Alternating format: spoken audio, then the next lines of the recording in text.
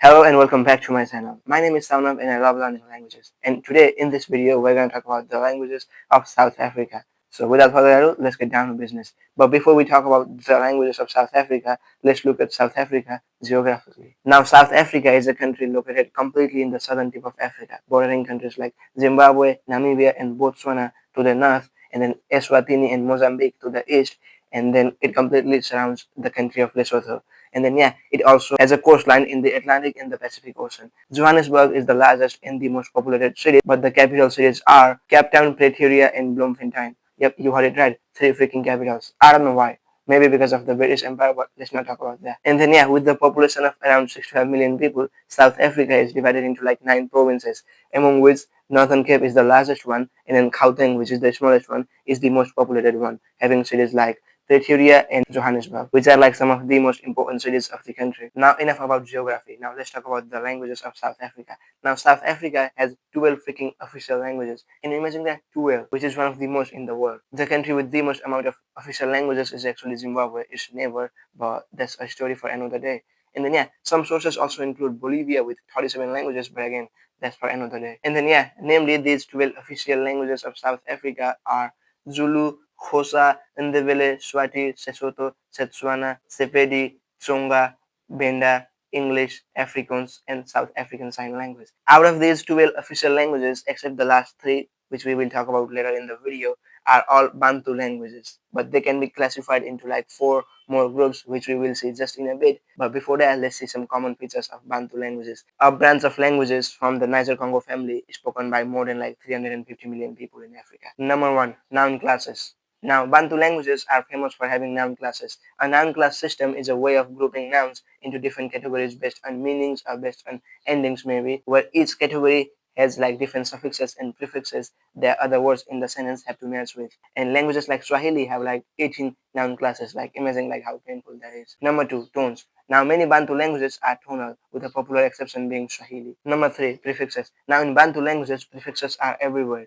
Like words change meaning based on prefixes rather than endings. For example, Umuntu means one person, but Abantu means like people in Zulu. And all the official Bantu languages spoken in South Africa are classified into like 4 groups: is Nguni languages, Sotho languages, Tswarunga languages, and then Venda languages. Now let's talk about all the 9 official languages of South Africa within these groups. And then this classification kind of makes it easier to study those languages. Starting off with Nguni languages. Now the Nguni languages are the largest group of languages spoken in South Africa. These languages have around like 30 million native speakers in South Africa and in neighboring countries. And they are mostly tonal, and they have cliques which are from like Khoisan languages, which we will talk about later in the video. These languages are generally mutually understandable to some extent. And there's like 4 languages in this group, and let's look at each of them. Number 1, Zulu. Now Zulu is the most spoken native language of the country. It's spoken by around like 14 million people, which is like 22% of the population. And it's mainly spoken in like KwaZulu-Natal, which is a province in South Africa, like you can see on the map right now. And then they have like 15 noun classes, and they are tonal, and they are also famous for like clicks. They have mainly 3 clicks: dental, alveolar, and lateral. I wish I could show you how to make those clicks, but I can't because like I don't know how to make clicks. So let's just move on with another language. Number 2, Xhosa. The name itself has a click, and I mispronounced that, sorry, but anyway. Xhosa is spoken by like around 10 million people in the Eastern Cape, but it also has some speakers in the Western Cape and in Gauteng because of migration and all that. And it obviously has some clicks, and here's how they sound.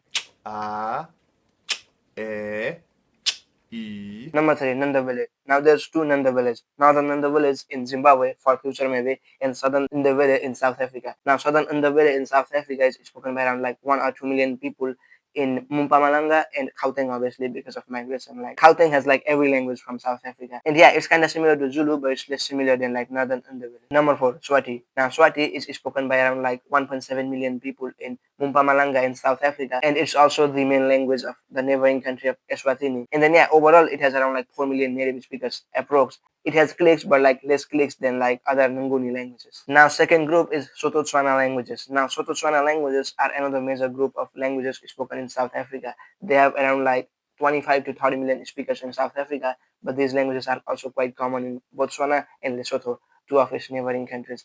And then the main difference between Sotho-Tswana languages and Nguni languages is that Sotho-Tswana languages don't have clicks, but they still have like noun classes, but they are slightly easier than the previous group of languages that we discussed. And then this group has 3 official languages in South Africa, namely Sesotho, Setswana, and Sepedi.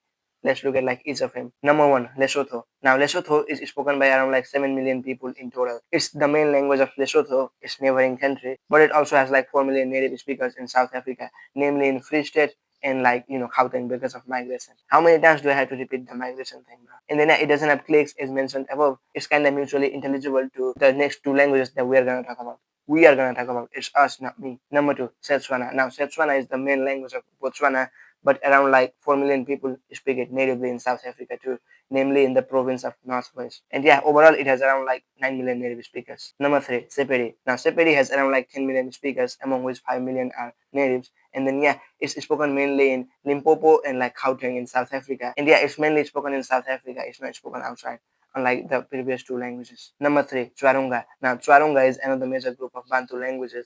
And yeah, Mozambique is the main center of these languages. They have around like 8 million speakers of these languages. And yeah, they don't have cliques, but they have noun classes. And they include languages like Ronga, Tswa, and Tsonga, among which Tsonga is one of the official languages of South Africa. It's spoken by around like 3 million people, mainly in Limpopo and fairly in like Mpumalanga. Number four, the Venda language, the last major group of Bantu languages in South Africa. And then yeah, the Venda language includes the language of Venda, obviously, but sometimes it's considered like its own group because of like distinctions that they have. It has around like 1.2 million speakers, mainly in Limpopo, also in Gauteng because of migration. And then yeah, they also don't have cliques, but they have like noun classes. They are influenced by like Tsvaronga languages, but they are not mutually understandable like at all. Oof. Finally, we are done with like 9 official languages of the country. We are done with like all the Bantu languages. Now let's talk about some Germanic languages. There's mainly two of them, English and Afrikaans, both of which are West Germanic. And then yeah, let's start off with English. Now the South African English mostly comes from the British English. Now the English first arrived in Cape Town in South Africa in 1795. It's only after like 1820 when a lot of British people, a big influx of British people started going to the country. Over time, South Africa developed its own dialect, and it also got influenced by the Dutch because of the colonizers who spoke Dutch back then, which would later become Afrikaans. And it also got influenced by like some local languages. And yeah, later a new dialect of English evolved in South Africa with some features which we will talk about in a bit. And in the modern day South Africa, English is spoken natively by around like 5.1 million people, which is like 10% of the population, making it the sixth most spoken native language in the country. Mainly in cities like Durban, Cape Town, and Johannesburg.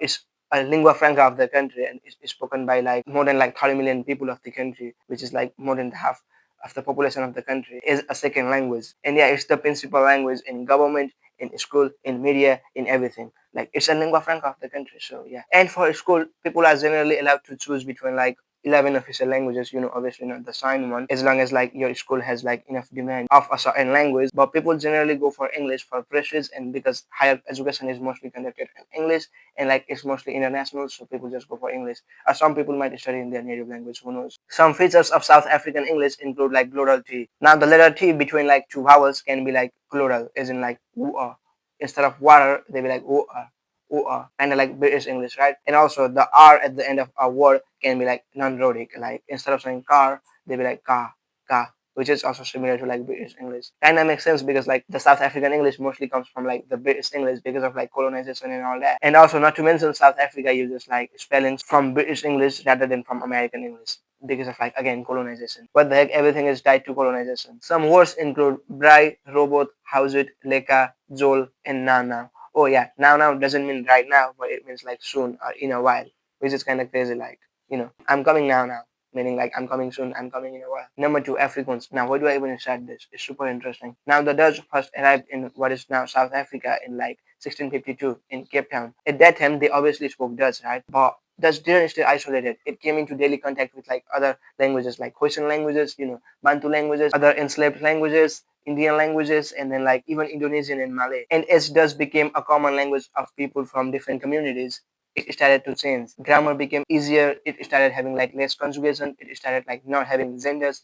Structures became easier. Like pronunciation became easier, and it started borrowing words from like many other languages like Malay or even Portuguese. For a long time, since it was just simplified Dutch, it was called like broken Dutch or kitchen Dutch. But by the late 1800s, it started being like standardized, and then grammar rules were formalized, and then like spelling system was created, and yeah, it started being used in like literature, schools, and even later politics. And eventually in 1925 it became its own language officially, which we know today as Afrikaans. And now South African is spoken by like 7 million people in Eastern and Northern Cape mainly, but it also has like speakers like all across the country, even in Limpopo. And yeah, out of 7 million people, 60% of them are white, but it's also spoken by the colored and other communities. And yeah, it's the most spoken language in Cape Town. And yeah, although it has only like around 7 million native speakers, it's spoken by like around 15 million people. Is a second language all across the country. But mainly it's spoken in this part of the country that you can see right now. And yeah, it's also spoken by like 250,000 people in Namibia. And yeah, Afrikaans is a West Germanic language like English and Dutch. 95% of the words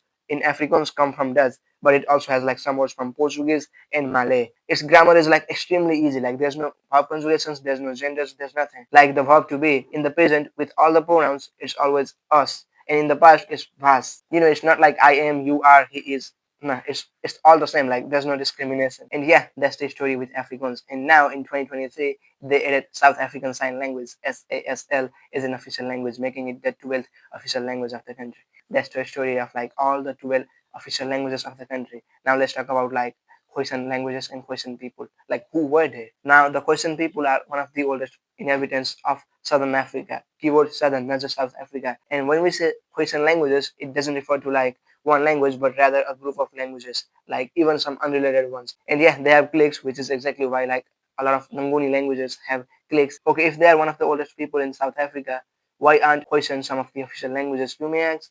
Well, because they are not spoken by many people. Now, most Khoisan languages lost their identities because of like apartheid, which is a period of like racial segregation, which ended in 1994. And yeah, many languages were endangered because of like discrimination and people dying because of diseases. But there's still some Khoisan languages which are spoken to these days, namely Nama, which has like around 50,000 speakers in South Africa. But additionally, it has like 250,000 native speakers in Namibia.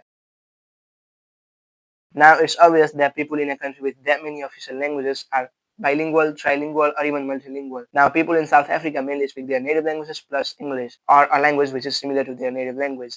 And yeah, people might understand like languages of their own group, but might have like hard time understanding or learning the languages of other groups. And since education, government, and media run in English, it's a must language, especially in urban areas. So yeah, that's how the society works in South Africa. Now let me tell you my personal story with Afrikaans. Now me, until a few days ago, I didn't know anything about like South African languages. But I had a friend who would annoy me. Every time we called, she would like show me random cities in South Africa, facts about like random languages in South Africa. And like yeah, she was so passionate about Afrikaans, and she would like tell me to learn Afrikaans. And I was like, okay, okay. But like it was kinda hard, and then I just didn't because like I was not interested in it.